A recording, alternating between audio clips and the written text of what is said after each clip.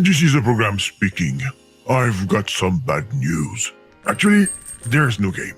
The financial crisis, the apocalypse, blah blah blah, all of this. I hope you're not too disappointed. Hell are you thinking? Well, isn't this just something to butter my pickles? It seems that people are liking this games aren't art videos that I'm putting out, despite the fact the title is an obvious ironic sense, since anyone who actually claims that games cannot be an art form is someone who probably thought that book burning in the 90s was a good idea. So Pokemon is a game that teaches children how to enter into the world of witchcraft, how to cast spells, how to use psychic phenomena. You can't be that stupid, right? Believe it or not, that was a mindset that people had about games back in the day, and although a number of people on the internet like to claim that games are indeed an art form to some degree, there are those who still say that games are not, and sometimes for the dumbest of reasons. Video games, specifically to say that we let them down, guys. They were supposed to be the future. Interactive storytelling was supposed to surpass movies as the new art. Am I so out of touch? No, it's the children who are wrong. And despite the name that I chose for this series, games are not art, it's done in an ironic sense. I truly believe that games are indeed an art form, and one that, unlike previous forms of media entertainment, is a genre of art that has more and more endless possibilities of expressing its artistic values due to the fact of games having an interactive element to them that previous forms of artistic media do not. I don't know about you guys, but I don't usually go to the museum to poke the statue of David. I learned that the hard way. The goal of this series is to prove that games are indeed a form of art, but at the same time still need to be held as a standard as games as well. Just because a game has a lovely art style or neat concept does not excuse any other issues that it may or may not have. The two games that I've covered in this series so far are No Straight Roads and Yick. They are both games that I consider highly artistic, but have aspects of them that I would consider be hindering to the experience. One more than the other, obviously, with one of them being charming and fun, take on a beat-em-up with music genre, while the other being pure garbage. Hey, careful with that word. That is our word. Why are we still here? Now, granted, just because I talk about a game on here, that doesn't necessarily mean I think it's good or bad. This series isn't here to specifically talk about that sort of thing, but I will give my opinion on the games at the end of the videos, since in a technical sense, these are reviews. And now that I've effectively killed that off, let's talk about a certain game that I've had a bit of an obsession with. My title! Stop! You will ruin it! Do you have any idea how much rushing time it took me to stick all those letters up there? I'm sure I don't need to explain what this game is because there is no game. I'm not even sure why you'd even bother clicking on this video unless you like seeing manga avatars being condescending to people with reaction clips.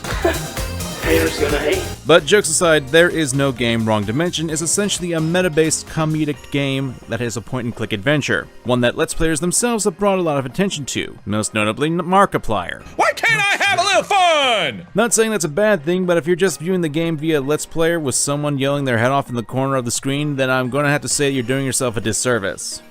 Obviously, I'm not going to lambaste someone for enjoying the game in that matter. You are missing out on the main concept of this point-and-click adventure game, where you, the user, are one of the main characters, and if you're just watching the game as an unrelated party, you will be missing out on the experience. That's the thing with the meta-comedy aspect. You are the one messing with the other main character in this game. I know it's a bit confusing, but please bear with me along with this annoying Russian. Are you Russian? Russian? Do I roll the R like that, sir? Of course not! As you, the user, do whatever you can to annoy this program in order to actually get a play of the game.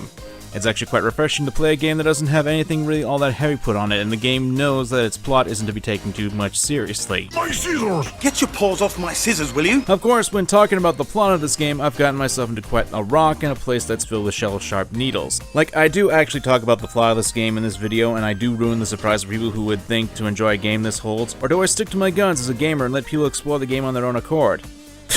F it, I need the cash. If my crowdfunding campaign hadn't failed, this would never have happened. Let's talk about meta writing, and more specifically in video games. When it comes to video games, they obviously have a leg up when it comes to breaking the fourth wall when it comes to other forms of media, and that's obviously due to the fact they have an element that the movies do not have, and that's interactivity, as I've stated before. Gee, Kamen, it's like you're about to make the same argument that almost every other video game critic has made about games and interactivity. How original! Why, thank you, Strawman. That's not what I was getting at all, though. There have been obvious meta writings in things like films. Stuff like The Truman Show and Cabin in the Woods are examples of meta writing in cinema. But I think it falls rather short since in video games you're the one to control the characters, and in a sense you're literally putting yourself in their shoes in some regard. Whether you're traveling across Hyrule in Breath of the Wild, choosing what you think is the most important, to choose which girl you want to court in Persona 5. I never imagined the holidays could feel this wonderful.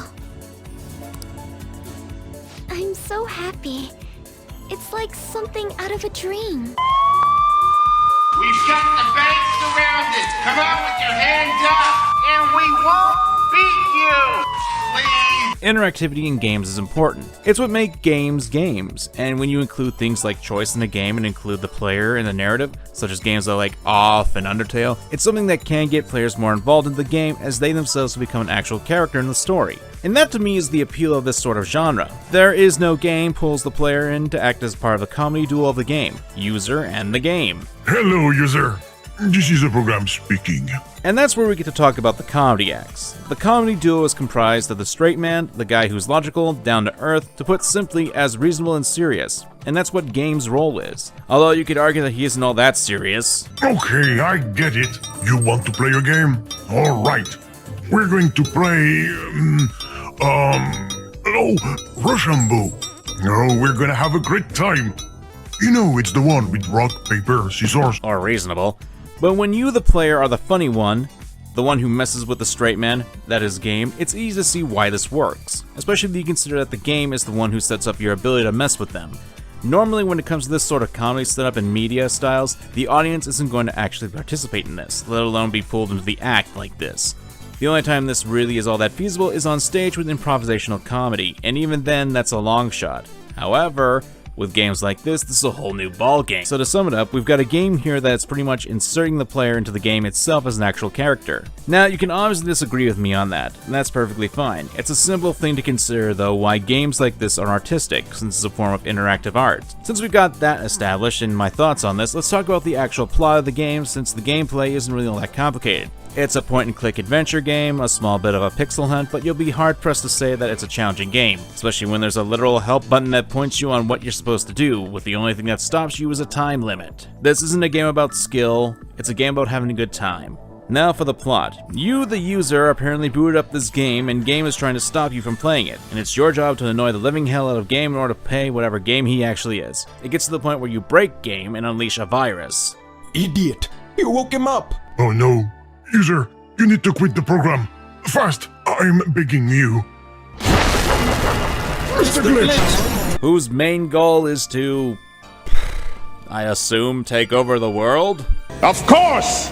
The rest of the game has you and Game being pulled through various dimensions, and ending up in a few other kinds of games. The first being another point-and-click adventure game that features Sherlock, Holmes, and Watson. 0 out of 10 needs more sarcastic detective.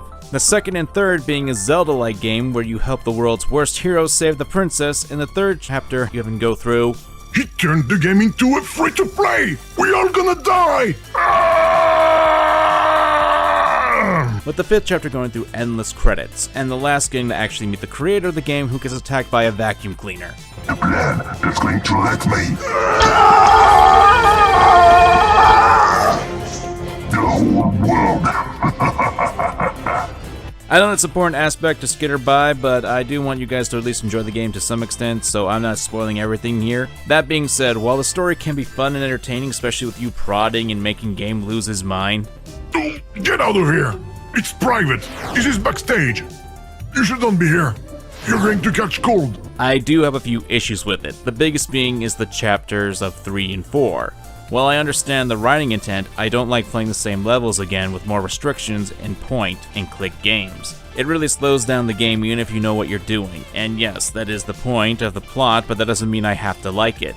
The idea of the game is that you're traveling through different worlds and games. But we've only got about 2 different game worlds, especially when you consider that we only have 1 chapter and that has Sherlock Holmes, but this one has 2 run-throughs. I personally would have had the pay-to-play version being the only run-through through this world. Like that the main villain of the game, Mr. Glitch, had already infected this world to be a pay-to-play just to slow you down. Because even if it's a chore to go through the entire world twice, and that's the point, that really bogged down the story for me. And there's a lot of potential to be had with this chapter, like make a joke at classic JRPGs or other forms of games that could have been parodied. I know this was a bit blatant in that regard, but this really slows down the game's narrative to a crawl. This is a great game, don't you think? Might get a little repetitive after a while. Is it entertaining? Yes, but the issue comes with the repetition and the lack of actually being able to expand upon the premise. It's a small complaint in the game that I have, but one that really sticks out to me. Then again, I'm talking about a game that can complete in a few hours since there's a ton of original assets to it, a ton of voice actors, and obviously has some sick beats. Great! Alright, this cat is finally moving thanks to this big fish you're cleverly holding. User, you should walk him in this maze like Hoggle did during the Boy King days. If there was one more thing I could complain about, although I'm really torn about it because it has a certain charm about it that allows you to enjoy the game and get a bit of a chuckle, and that be Game's accent. Fantastic brick breaker and an incredible game of Rochambeau that was not at all rigged. No, not rigged. Like, I'm pretty sure that the developer of the game is also Game's voice. Now, I love it, but I would be lying if the voice didn't throw me off at times. I'm pretty sure that as well as the developer is probably French. I got France in the palm of my hand. How's it feel? And obviously has the accent there. I will say he's actually pretty good with his English, and I will also say that I'm about to bring up a totally anecdotal, but the thing about the voice when I had other people play the game is they couldn't tell what he was saying at first. And in one instance, I had to point out the subtitles that were clearly on the screen. I think that says more about my friend who was playing the game at the time, but whatever. Still, that's probably not a problem that a lot of people won't be having with the game, and even then, it's still a fun little romp to enjoy, especially if you're looking for a funny point-and-click adventure that has a lot of nods to games in it. I'll recommend it, and I do hope that to see more from the creator of this game in the future, so keep an eye out. I'm sure that with all the publicity given by big-name YouTubers, that the creator will be able to be empowered to keep going on, even if his crowdfunding failed. If my crowdfunding campaign hadn't failed, this would never have happened. So if you got 13 bucks and an afternoon to kill, this is a game to enjoy and have fun with. But that's all I gotta say. Go away now. You can still watch TV, go outside, read a book. Yeah, there's no game, but just between you and me, avoid asking for a refund if you can.